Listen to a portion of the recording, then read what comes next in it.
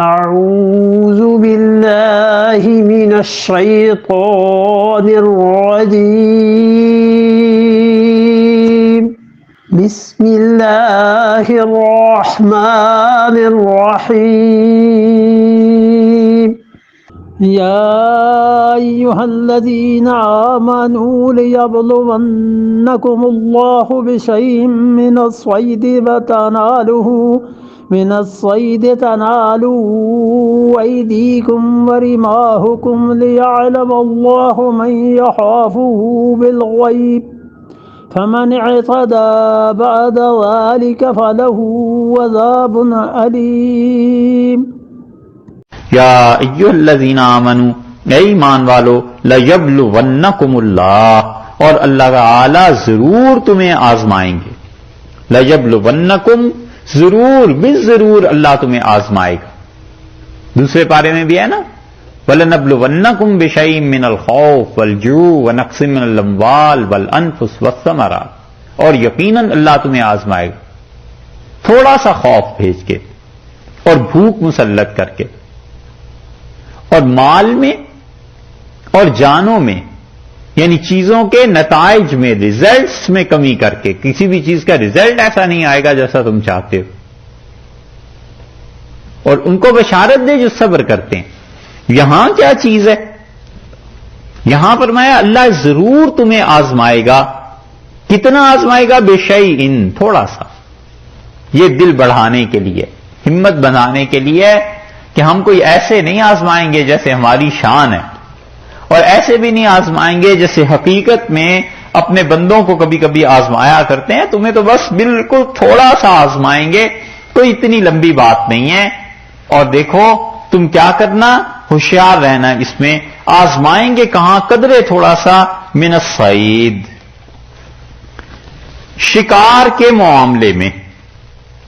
من کا ترجمہ ایک تو کیا گیا ہے سے، یعنی شکار سے آزمائیں گے، اور ایک یہ کہ تمہیں جو آزمائیں گے اس میں سے ایک چیز شکار ہے. شکار کے کرنے میں تمہیں آزمائیں گے، اور وہ شکار اتنا تمہارے پاس پہنچ جائے گا کہ تنالہ ایدیکم، تمہارے ہاتھ اسے پکڑ سکیں گے. تمہارا ہاتھ اسے پکڑ لے گا، اتنے قریب جانور تمہارے آ جائیں گے. ورماحکم، اور تمہارے نیزے اس تک پہنچ سکیں گے. یہ ایسے ہم تمہیں آزمائیں گے. اب جو لوگ حدیث کو نہیں مانتے نا، اور کہتے ہیں کہ قرآن بس ٹھیک ہے اپنی مرضی سے پڑھ لو اور اپنی عقل سے اس کی تفسیر کر لو، پھر یہاں کیا چیز ہو گئی؟ کوئی تو آخر اس کی توجیہ ہوگی. اللہ نے یہ آیت نازل کی ہے صحابہ کرام رضی اللہ عنہ کے بارے میں جب یہ حدیبیہ میں آ رہے تھے. تو حدیبیہ میں عمرہ کرنا تھا نا، تو شکار پاس سے گزرتے تھے سارے، اور جانور بالکل اس طرح تھے کہ گویا جہاں انہوں نے کیمپنگ کی، خیمے لگائے، خرگوش دوڑ رہے ہیں، بھاگ رہے ہیں. حضرت انس رضی اللہ عنہ نے ایک مرتبہ شکار کیا تھا حج کے موقع ایک سفر میں، غالباً حج کا تو نہیں تھا. بہرحال حضرت انس رضی اللہ عنہ کی یہ حدیث تو آئی ہے کہ انہوں نے شکار کیا اور خرگوش کو مارا. اور وہ کہتے ہیں خرگوش کا ایک حصہ، ایک ٹکڑا ران کا، وہ میں نے حضور اکرم صلی اللہ علیہ وسلم کو دیا اور آپ نے کھایا. تو اللہ تعالیٰ نے کہا جب حدیبیہ میں جا رہے ہو، احرام باندھا ہوا ہے، تو دیکھو اب تمہاری آزمائش ہوگی. اتنا قریب جانور شکار کا آ جائے گا کہ تم اسے ہاتھ سے پکڑ سکتے ہو، یا یہ کہ تم اگر نیزہ پھینکو گے تو اسے جا کے لگے گا، اور یہ ہو سکتا ہے سب کچھ. تو دیکھو اب تمہاری آزمائش یہ ہو رہی ہے کہ تم جنگل میں جا رہے ہو اور شکار کر سکتے ہو، اور عادت بھی پرانی شکار کرنے کی. تو اب تمہاری آزمائش ہو گئی کہ جانور تمہارے سامنے سے گزر جاتے ہیں اور تم کچھ کر نہیں سکتے.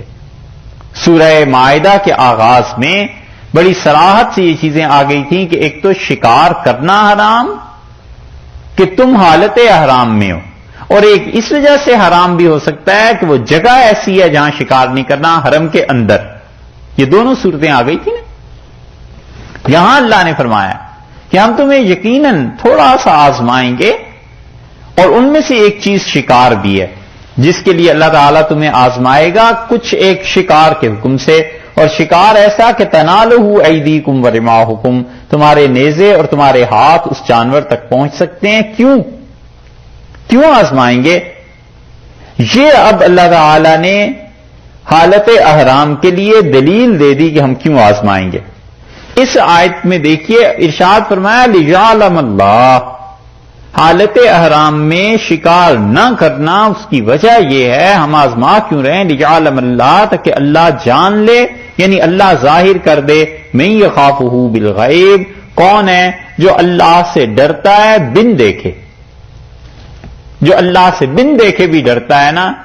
ہم یہ بس امتحان میں تمہیں ڈالنا چاہتے ہیں، اللہ کو تو معلوم ہے کہ کس نے شکار کرنا ہے اور کس نے نہیں کرنا، لیکن اللہ نے فرمایا ہم ظاہر کرنا چاہتے ہیں، تمہیں اس مرحلے سے گزارنا چاہتے ہیں۔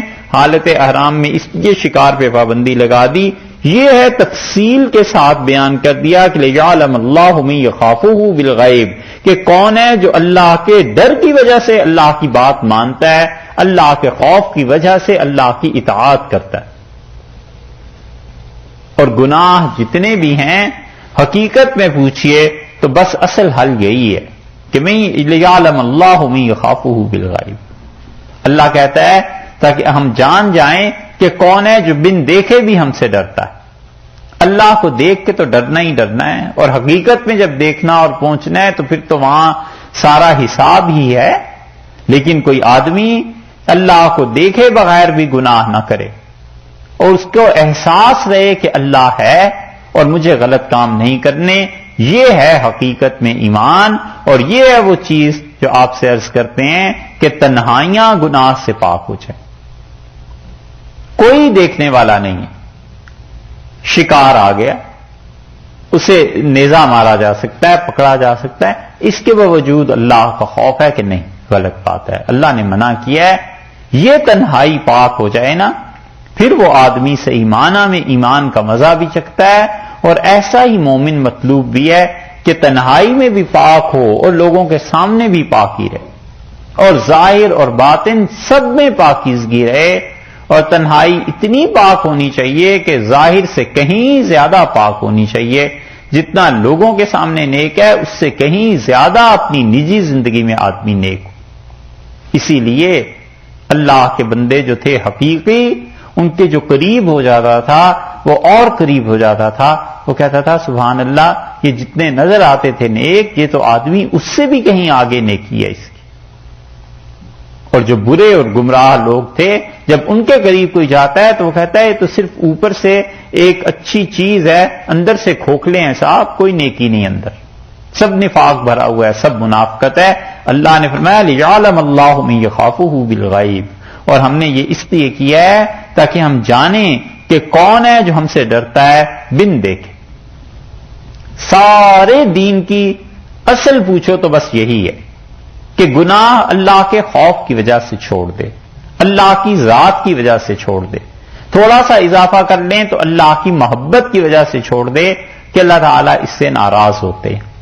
محبت، اور جو برے اور گمراہ لوگ تھے جب ان کے قریب کوئی جاتا ہے تو وہ کہتا ہے تو صرف اوپر سے ایک اچھی چیز ہے، اندر سے کھوکھلے ہیں صاحب، کوئی نیکی نہیں اندر، سب نفاق بھرا ہوا ہے، سب منافقت ہے۔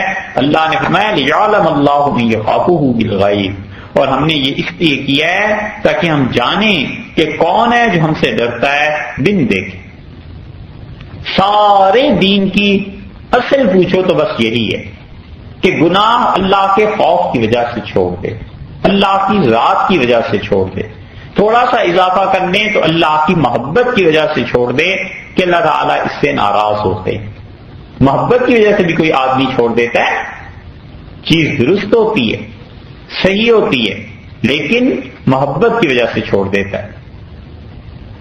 ہاسپٹل میں ہمارے ہاں ایک مرتبہ ایک سیاح آئے، فرانس کے رہنے والے تھے، راستے میں جا رہے تھے کہ چوٹ وغیرہ لگ گئی تو آئے، تو ڈاکٹر صاحب نے انہیں ایڈوائز کیا کہ آپ یہ چیزیں کھا لیجیے، تو انہوں نے کھائیں، تو ان سے پوچھا کہ آپ کو کوئی اور چیز چاہیے ہو، سگریٹ پیتے ہو کچھ، تو اس نے عجیب جواب دیا، اس کا سگریٹ تو میں بہت پیتا تھا لیکن میں اب نہیں پیتا۔ تو اس سے پوچھا کہ کیوں؟ تو کہنے لگے کہ وہ جو میری گرل فرینڈ ہے وہ اسے بہت برا سمجھتی ہے تو اس لیے میں نہیں پیتا۔ یہ ایسی چیز اس نے کہی کہ ہم جیسے گناہگاروں کے لیے بڑی شرمندگی تھی۔ ہم سوچتے رہے کہ دیکھو اسے اپنی ہی جیسی ایک خاتون کا احساس ہے کہ وہ اگرچہ وہ فرانس میں بیٹھی ہوئی ہے اور یہ یہاں اس کی وجہ سے سگریٹ نہیں پیتا۔ اور پھر یہ آیت یاد آئی کہ اللہ نے کہا لِيَعْلَمَ اللَّهُ مَن يَخَافُهُ بِالْغَيْبِ، کہ کون ہے جو اللہ سے بن دیکھے ڈرتا ہے۔ اور اپنا احساس ہوا کہ ہم ایسے بے شرم ہیں کہ صبح سے شام تک 1000 مرتبہ اللہ کا نام سامنے آتا ہے مگر کبھی توفیق نہیں ہوئی کہ کوئی گناہ کوئی غلطی اللہ کے لیے چھوڑ دیں کہ اللہ دیکھتا ہے اور اللہ کے یہاں جواب دیں گے۔ سارے دین کی حقیقت یہی ہے، اسی لیے مراقبہ ذات کراتے ہیں صوفیہ، اور اسی لیے مراقبہ معیت کراتے ہیں، اور اسی مقصد کے لیے پاپڑ بیلے جاتے ہیں کہ بس ایسی شخصیت بن جائے کہ اللہ کی وجہ سے نیکی کرے اور اللہ ہی کی وجہ سے گناہ کو چھوڑے۔ اسی لیے جو اس کامل درجے کے لوگ ہوتے ہیں نا، بہت مرتبہ ایسا کام کرتے ہیں جو لوگ بڑے اعتراض کی باتیں کرتے ہیں تو وہ کہتے ہیں تمہارے لیے تھوڑا ہی گیا ہے، لوگوں سے کوئی کریڈٹ تھوڑا ہی لینا ہے، اللہ نے اسے کہا ہے کرنے کو ہم اس کو کریں گے، اللہ نے روکا ہے نہیں کریں گے۔ بس لوگوں سے پرواہ نہیں ہوتی کہ لوگ اس حرکت کو کیا سمجھیں گے، لوگ کیا کہیں گے۔ اللہ نے فرمایا لِيَعْلَمَ اللَّهُ مَن يَخَافُهُ بِالْغَيْبِ، بس اللہ نے یہ اس لیے آزمایا ہے تاکہ وہ دیکھے کہ حالت احرام میں کون ہے جو شکار نہیں کرتا۔ کس وجہ سے؟ اس وجہ سے کہ اللہ نے اس حالت میں شکار سے منع کیا۔ بالکل اس سورت کی آغاز میں دیکھیے، ان دونوں آیتوں میں فرق کیجئے، دیکھیے قرآن کا انداز کیا ہے۔ سورہ مائدہ کے بالکل آغاز میں دیکھیے،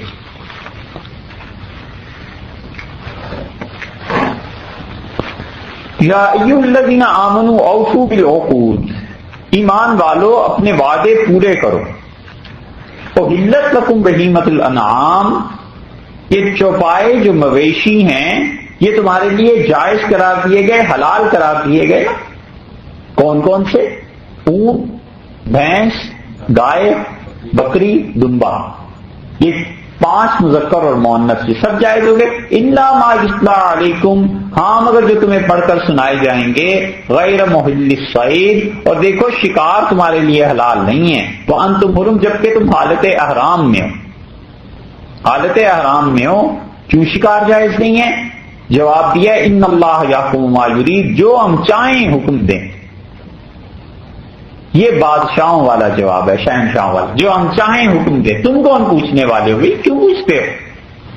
یہ دیکھا یہاں علت اللہ تعالی نے اجمالاً بیان کر دی تھی کہ جو ہم چاہیں حکم دیں، اور یہاں اس آیت کو اب دیکھ لیجئے، یہاں کیا ہے؟ یہاں فرمایا کہ لِيَعْلَمَ اللَّهُ مَن يَخَافُهُ بِالْغَيْبِ، ہم اس لیے ہم نے منع کیا ہے تاکہ ہم خود جانچنا چاہتے ہیں کہ تم میں سے کون ہے جو ہمیں بن دیکھے بھی حالت احرام کی عزت کرتا ہے اور ڈرتا ہے اللہ سے۔ وہاں حاکمانہ جواب تھا، یہاں حکیمانہ ہے، یہاں سمجھایا ہے، اور وہاں پر اللہ تعالی نے بتا دیا کہ ہم حاکم ہیں، جو چاہیں کریں، تم کیوں پوچھتے ہو؟ اور یہاں فرمایا اچھا تمہاری رعایت کر دیتے ہیں، چلو تمہیں سمجھائیں، اس لیے کہ ہم دیکھنا چاہتے ہیں کہ کون اس حالت احرام میں شکار نہیں کرتا کہ ہم دیکھ رہے ہیں ہماری وجہ سے۔ فمن اعتدی بعد ذلک، اور جو کوئی اس کے بعد زیادتی کرے، کس چیز کے بعد؟ من اعتدی، پہلے تو فرمایا زیادتی کرے یعنی حرام شکار کا مرتکب ہو، زیادتی ہو گئی نا، اللہ نے منع کر دیا، تو ارشاد فرمایا جس نے زیادتی کی، کب کی؟ من بعد ذالک، اس حرمت کے حکم کے بعد۔ پہلے تو ہم نے کچھ نہیں کہا تھا لیکن اب ہم نے منع کر دیا، تو دیکھو اب اس کے بعد جس نے زیادتی کی، ایک چیز۔ دوسری تفسیر ذالکہ کی مفسرین نے کی ہے کہ اس کا مطلب ہے کہ فمن ارتدى بعد ذلك، اور یہ جو آزمائش کا ہم نے تمہیں کہا ہے، اس آزمائش کا کہہ دینے کے بعد اگر کسی نے اب شکار کیا تو پھر کیا ہوگا؟ فَلَهُ عَذَابٌ أَلِيمٌ، اسے ہم کیا کریں گے؟ دکھ کی مار دیں گے، اس انسان کے ساتھ ہم گویا نمٹ لیں گے، اب ایسے نہ کرنا، اب حد سے نہ بڑھنا، بس ایک بار کہہ دیا ہے، بتا دیا ہے کہ دیکھو اب تم شکار نہیں کر سکتے، تو جب کہہ دیا ہے تو اب اس حکم کو ماننا، اب اس کے خلاف تم نے نہیں چلنا۔